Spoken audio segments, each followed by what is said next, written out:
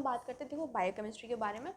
Biochemistry से कुछ लोग बहुत परेशान रहते हैं, कुछ लोगों को ईजी लगता है। लाइक मोस्टली जो लोग थे मेरे क्लास के वो बायोकेमिस्ट्री से बहुत परेशान रहते थे। तो बायोकेमिस्ट्री क्या करेंगे, बायोकेमिस्ट्री के इंपॉर्टेंट टॉपिक्स की लिस्ट अगर आपके पास है इट्स वेल एंड गुड, नहीं है तो जो भी आपने अभी तक रिसर्च करा हुआ है या जो भी आपको पता चला होगा टीचर से मार्किंग ली होंगी उनकी एक टॉपिक की लिस्ट बनाइए। देन उसमें से सबसे ज़्यादा टाइम तक जो क्वेश्चन पूछा गया है, सबसे ज़्यादा टाइम्स जो क्वेश्चन आए हैं उनको पहले कवर करिए। मेटाबॉलिज्म में you don't have to do that writing thing, आपको लिखना है ही नहीं। बायोकेमिस्ट्री में आपको लिखना ही नहीं है। फिजियोलॉजी है जो बोलता है कि हाँ भाई लिखो, जितना लिखोगे उतने मार्क्स आएंगे। लेकिन बायोकेमिस्ट्री में जस्ट फोकस करिए फ्लो चार्ट्स पे, साइकिल्स पे। क्रैब्स साइकिल पूछा तो क्रैब्स साइकिल बनाया, उसमें कितना एटीपी कहाँ यूटिलाइज हो रहा है, कब एनएडीपीएच आ रहा है, कब कब जीटीपी आ रहा है। आपको बस ये चीज़ें याद रखें, कितना क्या एटीपी बन रहे हैं। अगर वो बोल रहा है जैसे ग्लाइकोलिसिस आ गई, ग्लूकोनियोजेनेसिस आ गया, तो ये सब जो टॉपिक्स है ना, ग्लाइकोजन कैसे बन रहा है, ग्लूकोज कैसे बन रहा है, कैसे टूट रही हैं चीज़ें, लिपिड वाला, तो आपको क्या करना है उन इम्पॉर्टेंट साइकिल्स को बना दिया एक कॉपी में। अगेन एक और कॉपी बायोकेमिस्ट्री के लिए, इसमें आप इंपॉर्टेंट साइकिल्स लिखेंगे, क्या एटीपी जनरेट हो रही है, क्या एटीपी यूटिलाइज हो रही है, नेट एटीपी गेन क्या हो रहा है, वो सब लिखेंगे उस साइकिल में। लिख दीजिए, आप सेंटर में लिख सकते हैं या फिर आप चाहें तो उसको साइड में लिख सकते हैं, एक पेज एक छोटे से टॉपिक के लिए। इससे क्या होगा ना, आप उस पेज में क्लियरली चीज़ें बनाएंगे, और जब आप क्लियरली बनाएंगे तो आपका मन करेगा उस चीज़ को बार बार पढ़ने का। अगर आपके पास टाइम है और आपको लग रहा है कि आप अच्छे से प्रेजेंट करेंगे तो आप उसको बार बार पढ़ पाएंगे, आपका पढ़ने का मन करेगा तो आप उसे अच्छे से कलरफुल तरीके से बना सकते हो। ये जो नोट्स है ना आपके बाद में भी काम आएंगे। तो ऐसा नहीं कि जल्दबाजी में बना दिया, जैसे भी बनाए आपको जैसे सूट करे आप बनाइए, लेकिन आपको प्रॉप से पहले यही पढ़ना, ये चीज़ याद रखिए। रिवीजन जब हम बोलते हैं ना कि भाई हमारा रिवीजन ही हमने पढ़ा था एक हफ्ते पहले, अब दूसरे हफ्ते में याद ही नहीं है चीज़ें, या दूसरे दिन ही याद नहीं है, तो रिवाइज ना हमको पूरी चीज़ नहीं करनी है। जो नोट्स हमने बनाए हैं चाहे एनेट के हो, फिजियो के हो, बायोकेम के, हमको उनको ही रिवाइज करना है, ठीक है। तो बायोकेमिस्ट्री में हमने और वैल्यूज़ जैसे हमारे कुछ भी वाइटामिन का है, मिनरल्स का है, तो हमको उसके शॉर्ट नोट्स बनाने, एक पेज में एक वाइटामिन ख़त्म। अगर बहुत इंपॉर्टेंट नहीं है तो हाफ पेज में ख़त्म। जो जो इंपॉर्टेंट पॉइंट्स हैं वो। अब इंपॉर्टेंट पॉइंट्स कैसे पता लगाएंगे, आपके अभी तक जितने भी एमसीक्यूज़ हुए होंगे ना, या फिर पास्ट ईयर जो एमसीक्यूज़ होंगे, देखिए हर चीज़ में से हर हर एक चीज़ नहीं आती है। कुछ टॉपिक्स में से कुछ चीज़ ही पूछी जाती है स्पेसिफिकली, और कुछ टॉपिक्स इतने इंपॉर्टेंट होते हैं कि वो पूरे पढ़ने होते हैं।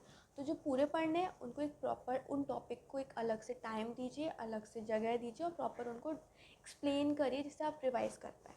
जिन टॉपिक्स में से कुछ स्पेसिफिक चीज़ें आनी है, जैसे हर वाइटामिन नहीं पूछे जाने वाला है, ए और डी सबसे इंपॉर्टेंट होता है। बी कॉम्प्लेक्स को हटा दें अभी, तो ए और डी इंपॉर्टेंट होता है हमारा। तो हमें क्या करना है, उन ए और डी का कंप्लीट कि कैसे आया था, कैसे हमारी बॉडी में एब्जॉर्ब हुआ, क्या मेटाबोलाइज हुआ, कैसे हमारी बॉडी में ट्रांसपोर्ट कर रहा है, लाइक वॉट एवर। और अगर सेम मिनरल की बात है, हमको मिनरल में भी सेम चीज़ करनी है, ठीक है। उस टॉपिक की जो और जो वैल्यूज़ हैं, तो एक काम यू कैन मेक चार्ट्स बना के क्या होगा ना कि पूरा वाइटामिन उसके एक्टिव फॉर्म्स पूछे जाते हैं वाइटामिन के, है ना। और तो हमें चार्ट बना लेना है कि हाँ ये वाइटामिन है, ये इनके एक्टिव फॉर्म्स हैं, और ये इन चीज़ों में पाया जाता है। और वो चीज़ें मत याद करने की कोशिश करिए जो जनरल है, आप याद करिए एक्स्ट्रा चीज़ें, क्योंकि वो एमसीक्यूज़ में आपको हेल्प करेंगे। एक्स्ट्रा स्पेसिफिक चीज़ें कि अगर हर मिल्क में सब चीज़ पाई जा रही है तो मिल्क में क्या नहीं पाया जा रहा है, ये चीज़ याद रखिए। क्योंकि जो चीज़ पाई जा रही है वो आप याद रख लेंगे, जो चीज़ नहीं पाई जा रही है आप वो भूल जाएंगे। एमसीक्यूज़ में वो चीज़ आपके लिए गलत हो जाएगी, और आपने गलत लिख लिया तो। और बायोकेमिस्ट्री में हमको ये चीज़ करनी है कि हमको क्लिनिकल अच्छे से पढ़ने हैं। अगर वो कोई भी वाइटामिन दे रहा है, कोई भी मिनरल दे रहा है, कोई भी साइकिल दे रहा है, तो अगर बाई चांस उस साइकिल में कोई दिक्कत है, या उस विटामिन की डेफिशिएंसी, उस मिनरल की डेफिशिएंसी, तो उससे होने वाली प्रॉब्लम्स क्या है, एटलीस्ट नो द हेडिंग्स कि भाई हाँ आयरन डेफिशिएंसी ये हो रहा है, ठीक है। और जैसे विल्सन्स डिजीज़ जब हम कॉपर पढ़ते हैं तो वो हमारे बहुत ज़्यादा लाइक पूछता है इस बारे में, ठीक है। तो हमको ये चीज़ याद रखनी है कि ये डिज़ीज़ इसकी कमी से होती है, ये चीज़ें हमको याद रखनी है।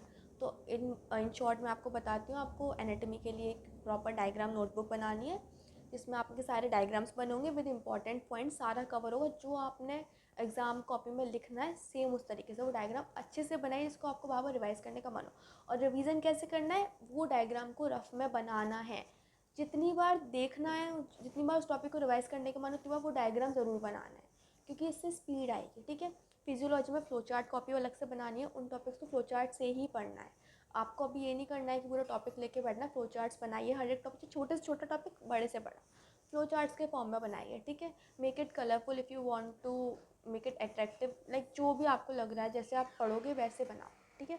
बायोकेमिस्ट्री में सेम साइकिल बनाना है, एक डिफरेंट पेज पर, डिफरेंट लाइक एक डिफरेंट कॉपी में, हर एक पेज में अलग अलग साइकिल, एक चार्ट्स जहाँ पे भी चार्ट का रिक्वायरमेंट है। और अगर आपके पास टाइम बच रहा है तो उस कॉपी के पीछे आप क्या कर सकते हैं, तो हम अमाइनो एसिड्स के बारे में पढ़ते हैं। तो अमाइनो एसिड्स से होने वाली डेफिशिएंसी से होने वाली डिजीज़ है, उसके मेटाबॉलिज्म में जब दिक्कत आती है तो क्या करेंगे, वो चीज़ें बहुत इंपॉर्टेंट। जब हम जो फिनाइल एलेनिन है, टायरोसिन, जो पूरा कंप्लीट साइकिल है, साइकिल नहीं है, कंप्लीट फ्लो चार्ट है, आपको उसको अच्छे से पढ़ना। आपको पता है कि इसमें बहुत सारी बीमारियां हैं, बहुत सारे मेटाबॉलिक डिसऑर्डर ये कॉज कर सकते हैं। तो आपने क्या करना है, एक पीछे पीछे का एक पेज लेना है उस टॉपिक के लिए, सिर्फ उसकी डिजीज़ के बारे में लिख लेना है।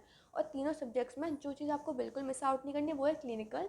कोई भी टॉपिक पढ़ रहे हैं उसका डायग्राम बनाया, उसकी क्लिनिकल नीचे लिखी। अगर आता है तो ठीक है, नहीं आता है उसके बारे में नाम तो लिखा, नाम के अलावा हल्का सा शॉर्ट में डिस्क्रिप्शन दे दिया, ठीक है। जैसे आप एनाटॉमी जब भी पढ़ रहे हैं तो जहाँ पे साइंस आ रहे हैं, कॉन्ट्रैक्चर आ रहे हैं, एबनॉर्मलिटी आ रही है, तो उनको अच्छे से लिख दीजिए, उस टॉपिक के नीचे लिखा होना चाहिए। फिजियो में सेम, जो भी टॉपिक आपसे पूछे जा रहे हैं उसका क्लिनिकल या कोरिलेशंस कुछ भी होना, अगर सपोज डायरेक्ट कोई डिजीज़ नहीं हो रही तो कोरिलेटिवली कुछ हो रहा है तो उसको मेंशन ज़रूर करिए।